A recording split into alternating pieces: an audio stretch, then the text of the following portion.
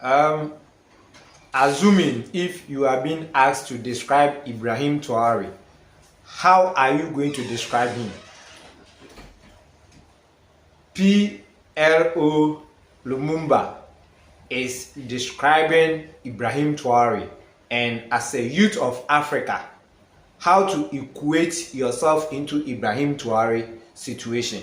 Let's just listen to our senior man. You see, this man is one of the people that I look up to, and through him and Nana Kwame, then I came to develop the love for politics. But when it comes to Ghana politics, you know how it is.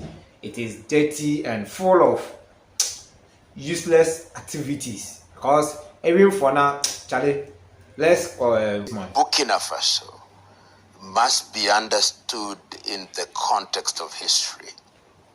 And that history, in my view, starts from 1983 with the emergence of Thomas Sankara. When Thomas Sankara took power in what was then Upper Volta, he changed the name of the country to Burkina Faso, the land of the upright men. That was seen as a revolution, and many things happened under the leadership of Thomas Sankara until he was eliminated in 1987. We now know that one of the people who participated was a close compatriot who became the president, Blaise Compaoré, and that is in the public domain. That short stint was so dramatic in the lives of the people of Burkina Faso and in Africa that Thomas Sankara became an icon. And the rise of Ibrahim Traore is almost seen as a reincarnation of Thomas Sankara and his revolutionary fervor. And that is why he has become a poster boy for the new Africa. But let us understand how it came about. In the year 2022, in the month of January, the government of Roch Marc Christian Kabore was overthrown in January. And part of the accusation against the Kabore administration was that they had failed to eliminate the Islamic insurgency in the northern part of Burkina Faso. But Kabore did not stay in power for too long. In the month of September, in the month of September, the administration that had overthrown Kabore in January, that was the administration of Paul Henry Sandaogo Damiba. That is the administration that overthrew Kabore. He himself was to be overthrown in the month of September, the year 2022, by Ibrahim Traore and his colleagues. And the reason why I think Traore then very quickly became the poster boy was because of the decisions that he made to sever ties with France. His language was that we had remained a neo-colonial state for too long. Re-echoing what Thomas Sankara had said, his language was that we must have our own resources. If it is our uranium, let us use our uranium. If it is feeding ourselves, let us engage in agriculture that is going to feed our people. Let us ensure that we, the Burkinabe, are doing things that are in the interest of the Burkinabe and therefore in the larger interest of the continent of Africa. And it also came at a time when there is general disillusionment with the ballot. Africans had been persuaded, particularly after the collapse of the Berlin Wall, that this thing called democracy as defined by the West was the alpha and omega of good governance. Yes. You had to have multi-party politics, you had to have periodic elections, and people went to the ballot. In many cases, the ballot was not very useful because the vote was stolen. And if it was not stolen, the people who emerged from the ballot did not do anything for the people. So the people wanted drama, the people wanted change, the people wanted sound rhetoric, the people wanted Pan-African rhetoric. And in many ways, Ibrahim Traore, as it stands now, represents that.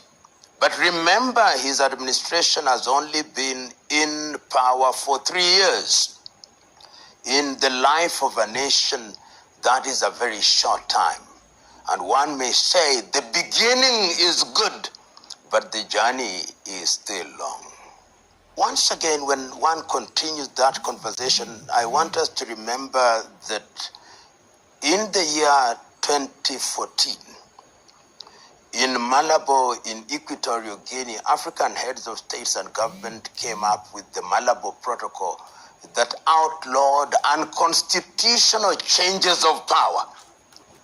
And in that context, unconstitutional changes of power had to be defined, and they were defined under the Malabo Declaration of the year 2022, where the African heads of state not only reiterated what had been said in 2014, but also formed the African Court on Human and People's Rights and said unconstitutional change of power means this: acquiring power by a coup d'etat, 2, refusing to hand over power when you have lost an election, and 3, tampering with constitutional processes to extend one's life in office. So to the outside world, to your typical African leader, including the African Union, the rise to power of Ibrahim Traore is seen as unconstitutional change of power and rise to power. And that is why Burkina Faso, alongside Niger and Mali, have been suspended from the activities of the African Union. Why then are the people of Africa celebrating those who have acquired power in what other African leaders are calling unconstitutional change of power? Why is it that people who are described by the Western media and by African media as leading military juntas have become so unpopular? The reason is not far to seek. They have seen the so-called democratically elected leaders in different parts of Africa. They are corrupt. Some of them are murderous, and some of them are plain anti-people because they don't do that which is in the interest.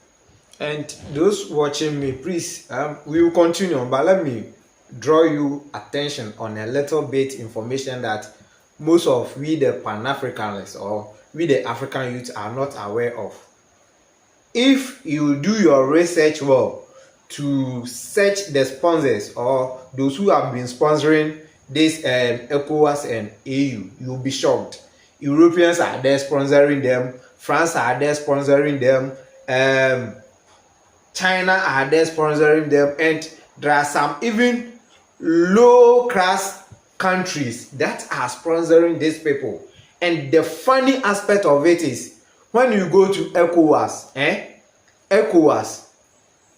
the funny aspect of it, those corrupt leaders that we vote for in our country, they are the same people that they are being appointed to go to ECOWAS. So, assuming now, NDC is in power in Ghana here, and Tinubu, when you go to Nigeria, Tinubu too is in power, and Tinubu will be appointing his party members to be in ECOWAS. Then, when you come to Ghana, His Excellency John Dramani Mahama also will appoint his people into ECOWAS. So, what decision do you think they will take that is going to be neutral? Because it's the same political party and they have the same ideology. If it had been like they select some neutral people in the country to go and represent the ECOWAS, like they would take a decision that will benefit the whole institution. But here is the case that I am an NDC man in ECOWAS. So if we are to take any decision, I have to take a decision that will support my political party in my country. That's what is going on. And this is one of the most things that make this so-called ECOWAS and AU useless organization, and Ibrahim Traotre and Mali, Niger and Burkina Faso sat down and said, no, being in this useless organization will never help us to achieve our goals. Rest of the people. The people of Africa have seen how people who are in power retain and extend their stay in power for unnecessarily long when they are delivering nothing. And Ibrahim Traore's administration presents a hope, presents in the view of particularly young Africans a light at the end of the tunnel. And what is that light saying? That light is saying, and it can be heard through the echo chambers, saying, you the colonizers, you the French, who in 1958 pretended to hand over political power, we no longer want to be with you. We no longer want to be your latter-day slaves. Traore is being heard as saying that. Traore is being heard as saying, you the neo-colonizers who have given us the short hand of the stick, you reap where you have not sown. You take our uranium, you take our resources, you take our minerals, and you give us a pittance. You are not going to do it anymore. Mm-hmm.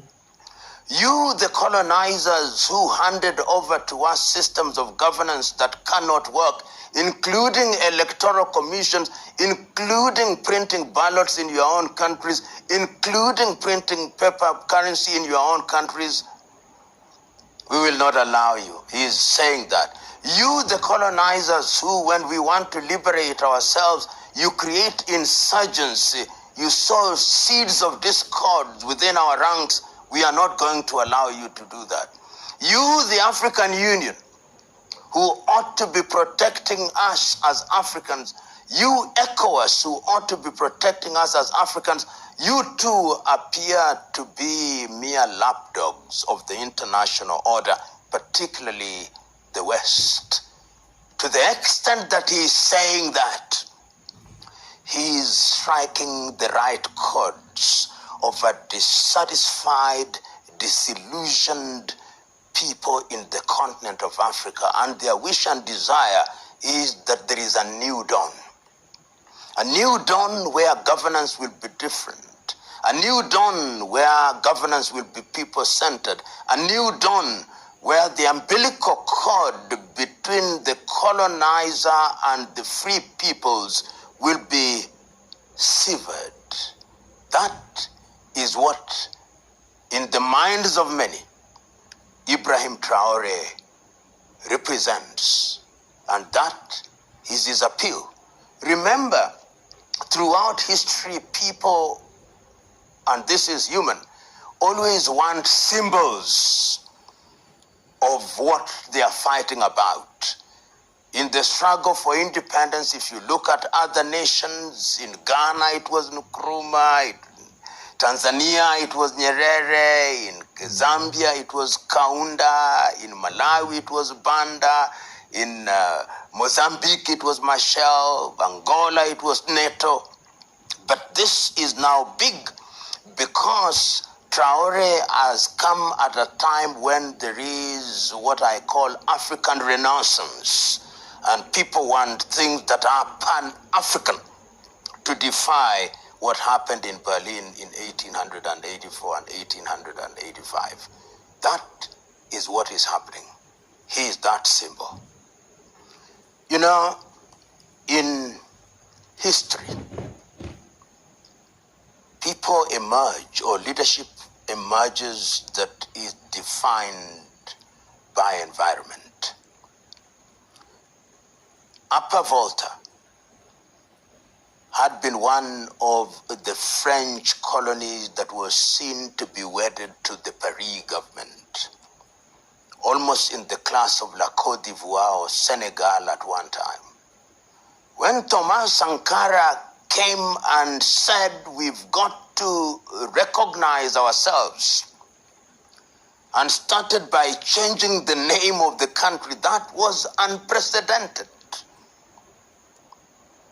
It was only in Ghana that Nkrumah had changed the name of Gold Coast to Ghana. This was new, this was fresh. And Thomas Sankara then was seen in that mold, a servant leader who says, I do not want the trappings of power. I do not want long motorcades. I do not want security that is a mere display of power. I want to serve the people. I don't want to ride in Mercedes-Benz or Bentley or Cadillac. I want something that is functional, something that moves.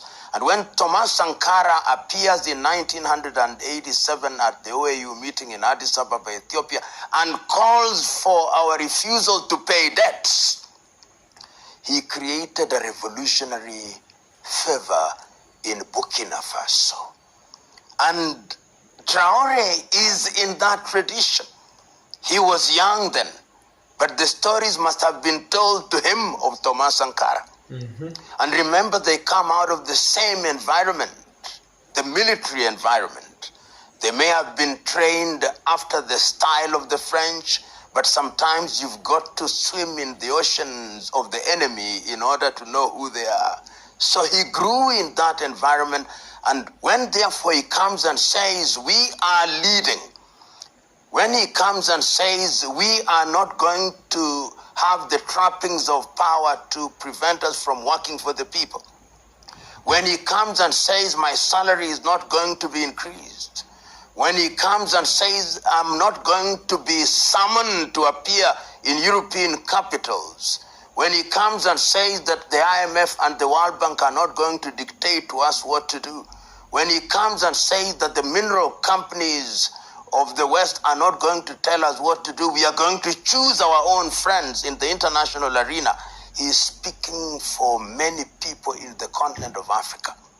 And that is why, for the moment, he remains in the minds and hearts of many people. And the prayer of many is that he does not change. Mm-hmm. Because power has its own way of changing and corrupting people. Mm-hmm. The prayer of many who are watching him is that he remains on course, that he remains faithful to the agenda, that he remains faithful to his declared position that he is a people's servant, that he is a midwife to deliver for the people of Burkina Faso and to ensure that the quality of their lives is improved.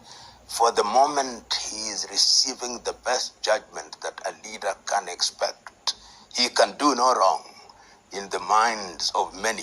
And the media and social media is populated with a lot of artificial intelligence things which are attributed to him.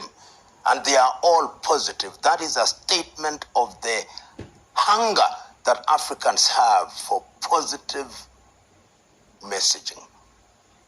It gives hope. It tells them that it can be done and that it must be done. So in the same way, for those who read the Bible, as Moses stood before his people and said, I'm going to part the Red Seas, Traore is expected to part Red Seas, almost to summon manna from heaven, almost to cause pillars of fire to stand between them and the neo-colonizers. The expectations are great. The situation as it is in the Sahel region must be understood at two levels. Level number one is that it has brought forth a new generation of leaders. And remember, it started in the year 2021 with the coup d'etat in Mali, when Atimi Goïta overthrew the administration of Ndao.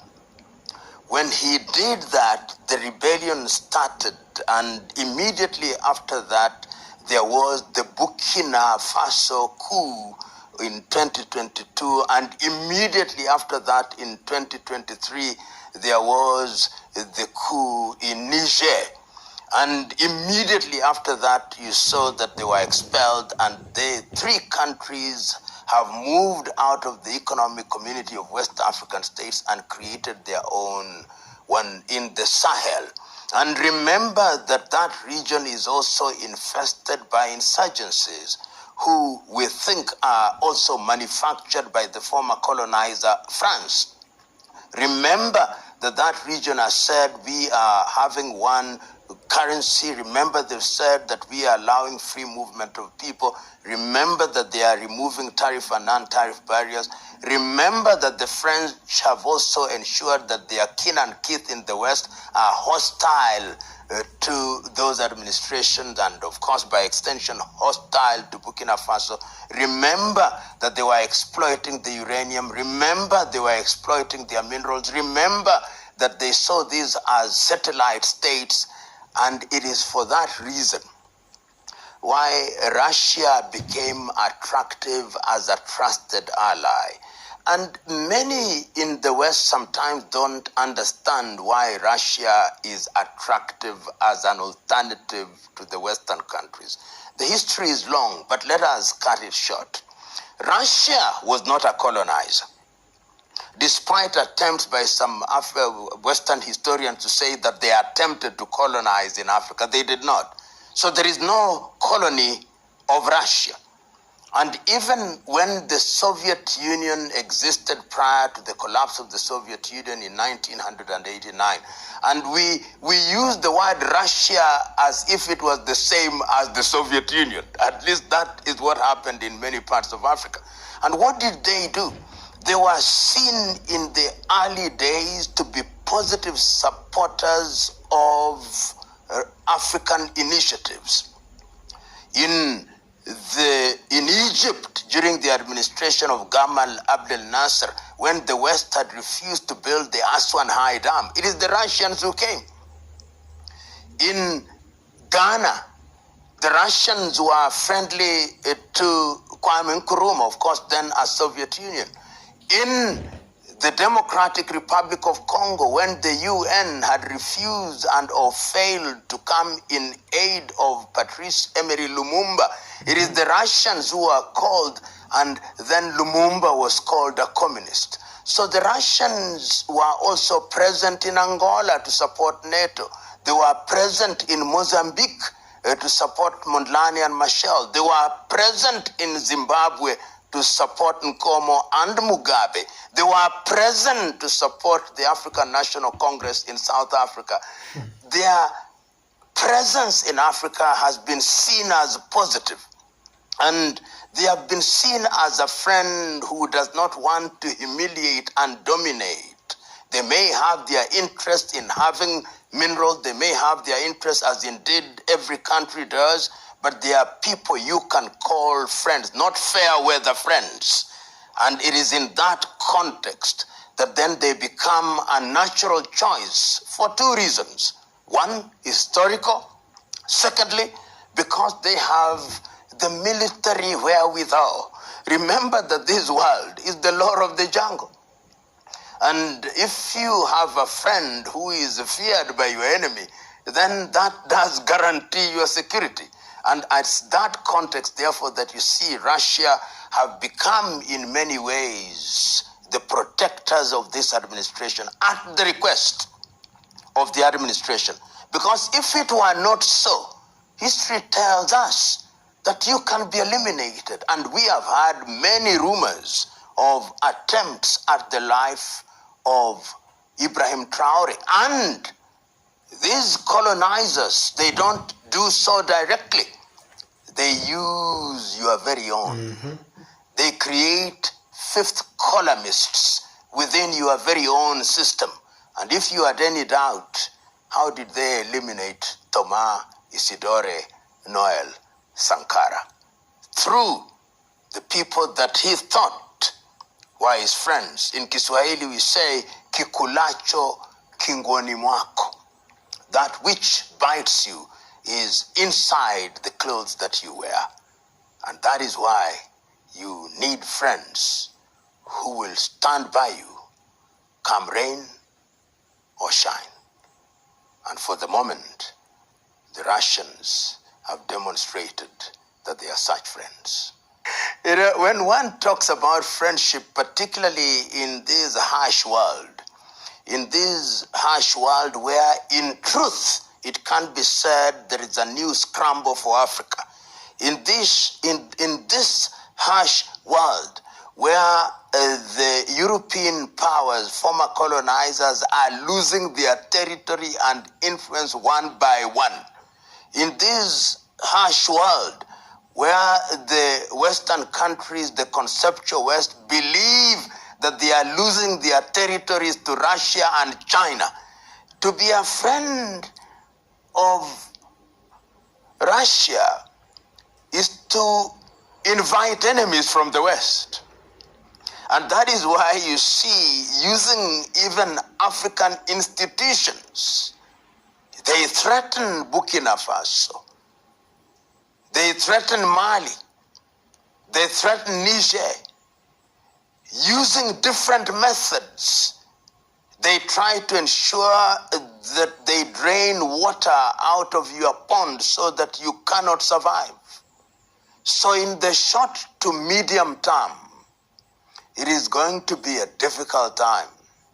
Difficult because they'll try to choke you. They'll try to ensure that they create an environment where your people rise up against you. Yes. They'll try to ensure that there is dissatisfaction.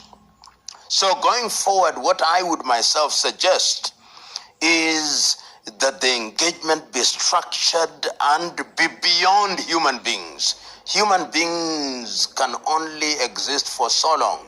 But in order to ensure that friendship is guaranteed, the friendship between Burkina Faso and Russia must look beyond Traore and beyond Putin.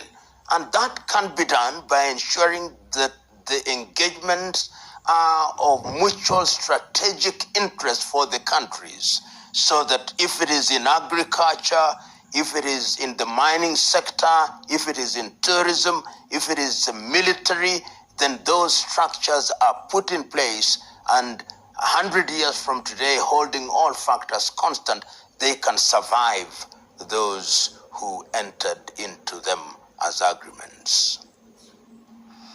You know, when Traore came to power, and let us retrace the history again, that he came to power after Compaoré had been removed and had sought asylum outside of the country, I think in La Côte d'Ivoire.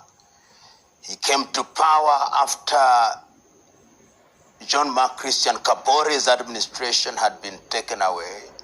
He came to power after Damiba had been taken away.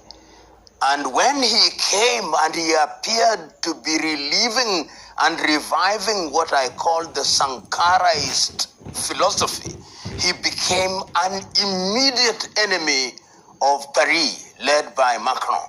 And Macron, you see, has carried himself almost as the latter-day Napoleon Bonaparte.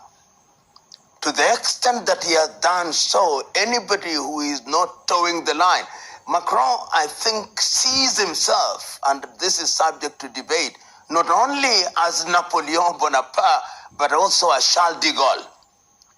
And in that regard, he believes that the territories which were colonized by them must behave.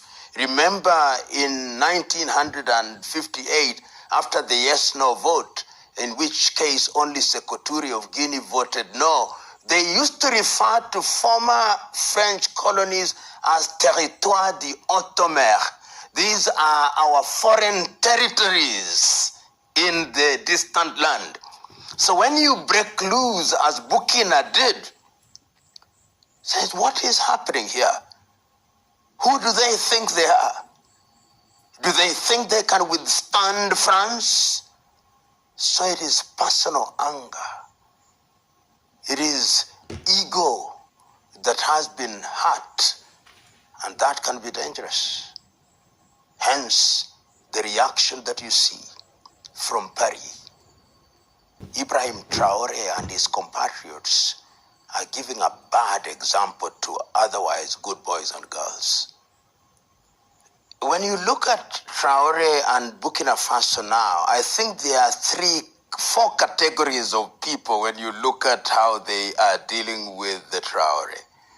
There is category number one of leaders who are wedded to their colonizers, who think, oh, this young man, we've seen many like him, he's just a flash in the pan, he'll come and go. That is category number one.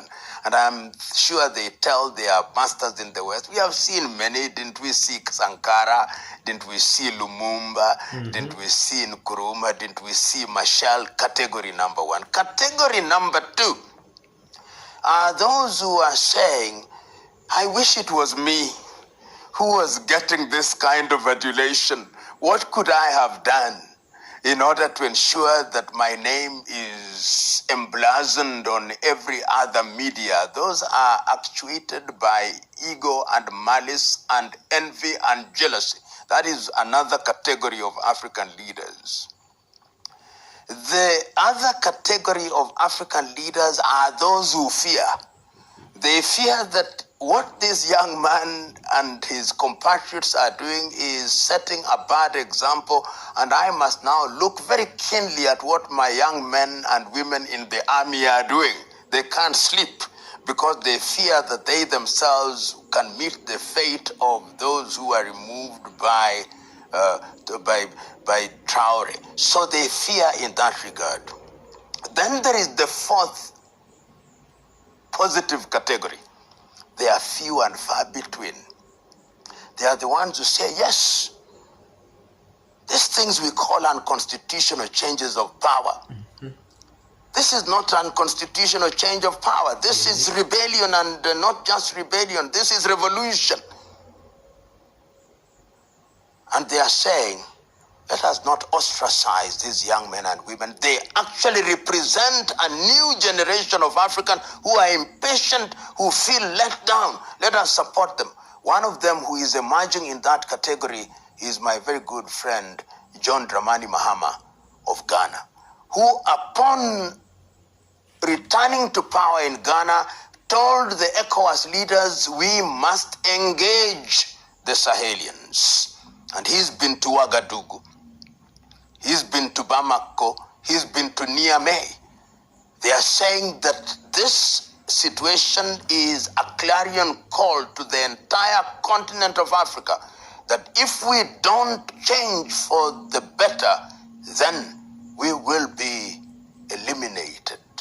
So when you look at the situation in Burkina Faso, those are the four forces that are operating within the African continent. Then there is a fifth force from outside of the continent.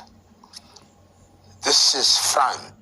But you see, the problem, me for instance, I'm having with our president, His Excellency John Dramani Mahama, the only thing that he's doing is talk and talk and talk and talk and talk.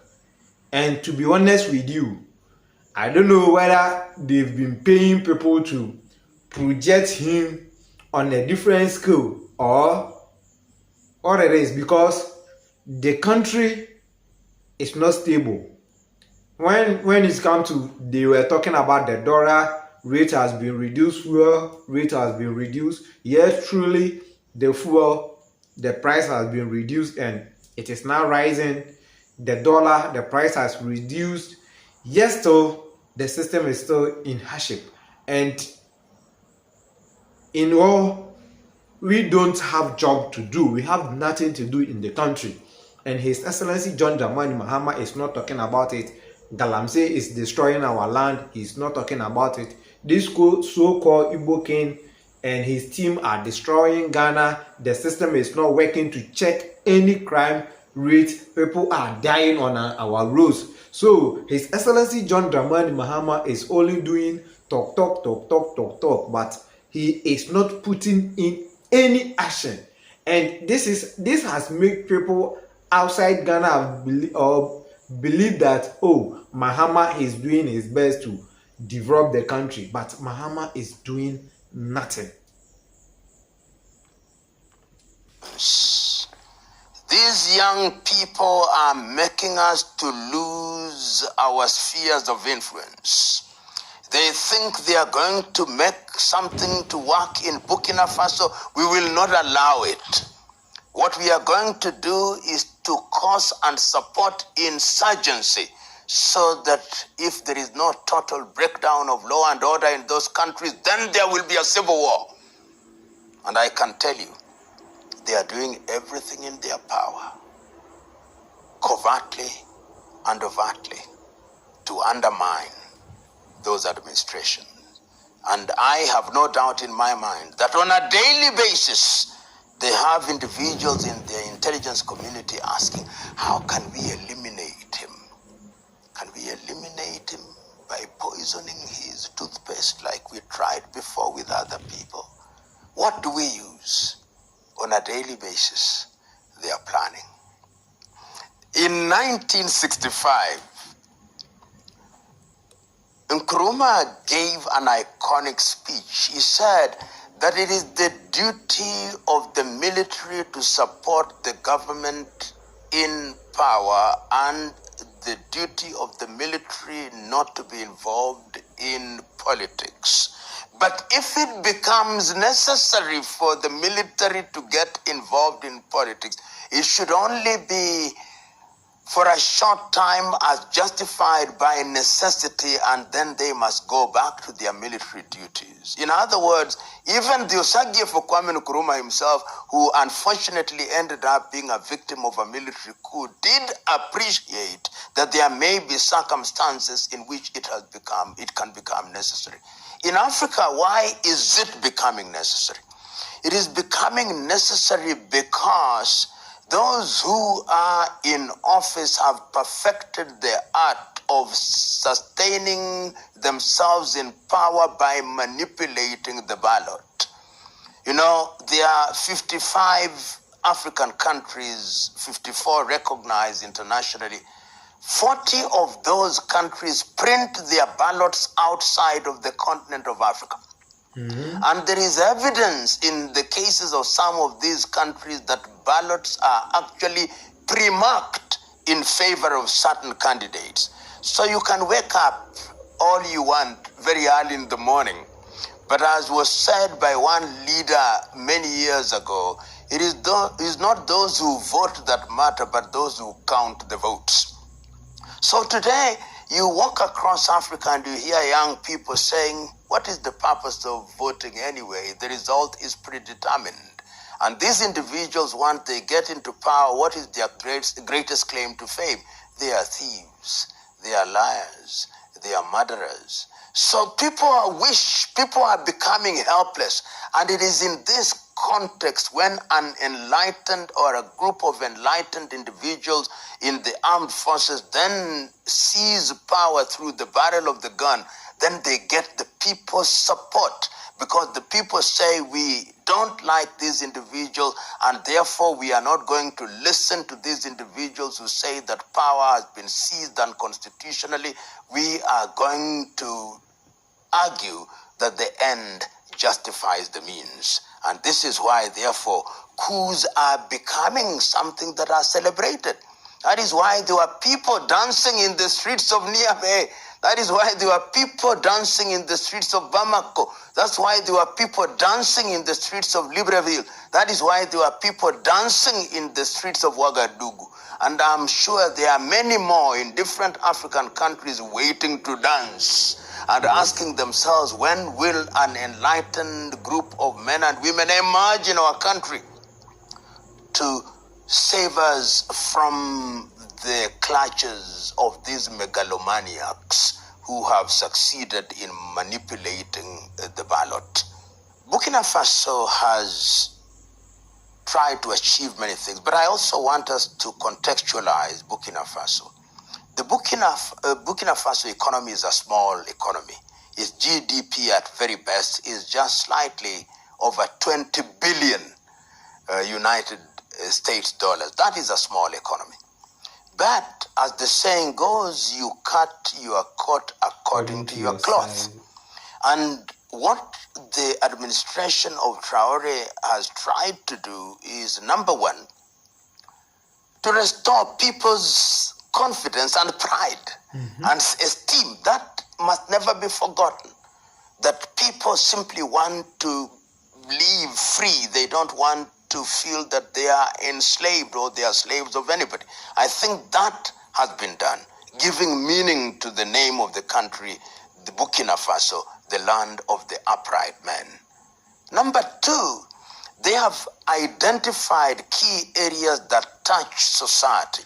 And therefore you see very deliberate focus on agriculture. Deliberate focus, not that they want to mechanize their agriculture in a dramatic way, but ensuring that household situation is proper, that people can have food and grow food that will feed themselves.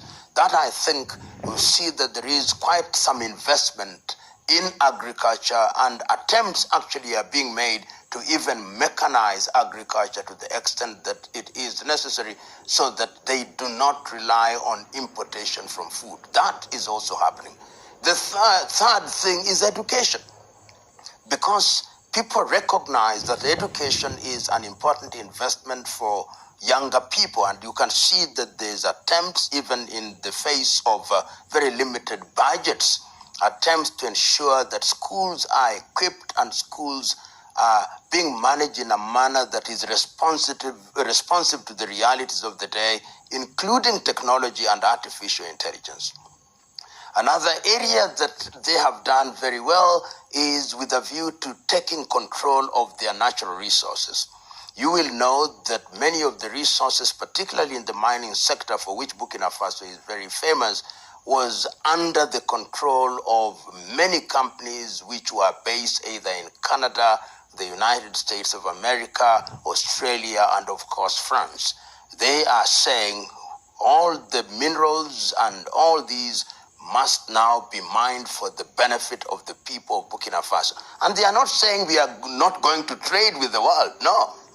They are simply saying there must be trade that ensures that the income that is generated and or realized from the exploitation of our minerals is used for the benefit of the people of Burkina Faso.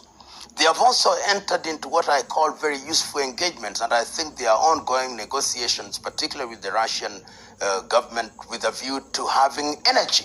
And I think that in itself is useful in terms of transferring technology, so that some of the seeds or rather the fruits of the seed that are being sown today will only germinate after a short while. And the other thing that I think they have tried to do is to ensure that they, as much as is possible, control their affairs. The decision to have a passport that is printed and covers the three Sahelian countries of Burkina, of Mali, and of course Niger is a good thing. Having a currency that is not pegged on France, CFA franc, I think it is a good thing. Having a military that is focused on the people's plight is important. In eliminating institutions which are simply parasitic upon the population is also a good thing. This is the era and the period of disruption. So what has happened is that a lot of things have been disrupted in the last 3 years, and now they are beginning to get into the era of consolidation. And that is where you now must recognize that you are part of the international community. And that is why Burkina Faso is now receiving very many visitors who are going to that. I know friends of mine from different parts of the world have been visiting Burkina Faso, and I and others actually will be visiting Burkina Faso in the month of October. And this is happening because they have also demonstrated that this could possibly be the beginning of true Pan-Africanism in practical terms.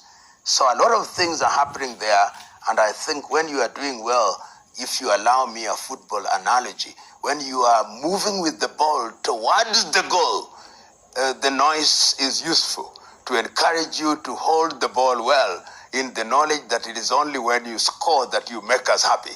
So the ball is moving toward the goal, and those who are outside are cheering, and we want to see the ball at the back of the net. Then we will cheer even more.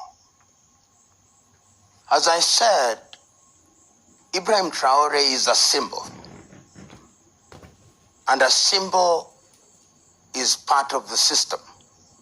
So what young people must realize that success is not an individual achievement. You achieve because you are part of a team.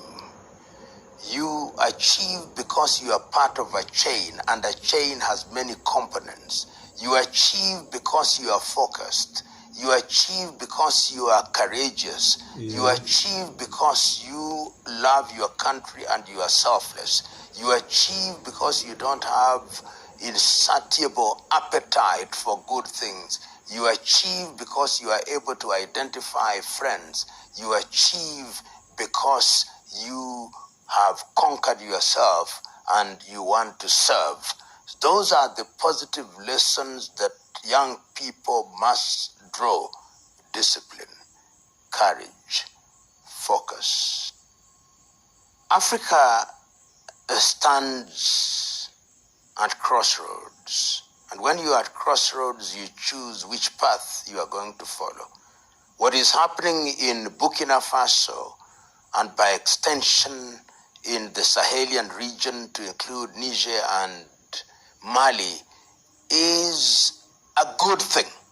A good thing because it is being demonstrated that young Africans can rise above the parapet of mediocrity and begin to shine light in the right direction. Our prayer and our hope is that the people will keep these leaders on a short leash, because good governance must always be underpinned and protected by eternal vigilance of the population, because power can corrupt, and all of us are capable of being corrupted by power. So we must always remind everybody who is in a position of leadership that you hold power in trust for us.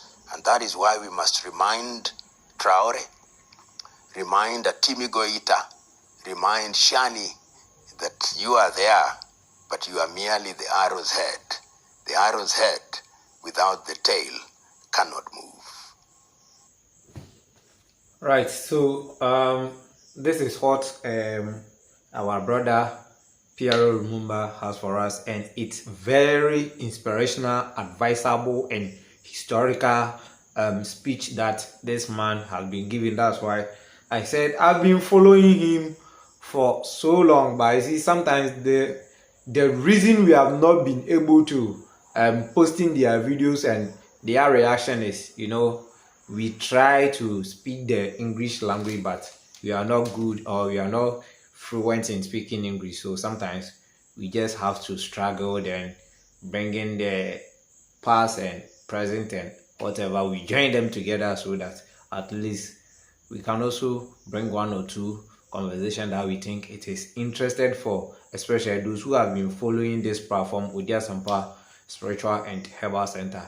And as I'm talking to you as a Pan-Africanist, we need to stick to our pure natural herbal remedy. So if you are here and you are suffering from any illness, being it weak ejaculation, low sperm count, being it infertility, stroke, asthma, diabetes, and all that, I have the pure organic herbal remedy that there is no external chemical added to it. So you can just contact me on 054-330-4976, and wherever you are, if only it is not one of the European countries that they don't receive herbal remedy, we can post it to you, being it DHL, Ghana Post, or Express, whatever, or any means for delivery. We can do it for you. You can contact me. And if you've not been able to subscribe to the channel, I'll plead with you that you subscribe to the channel, then you share to people that will be also interested with such a speech. See you again.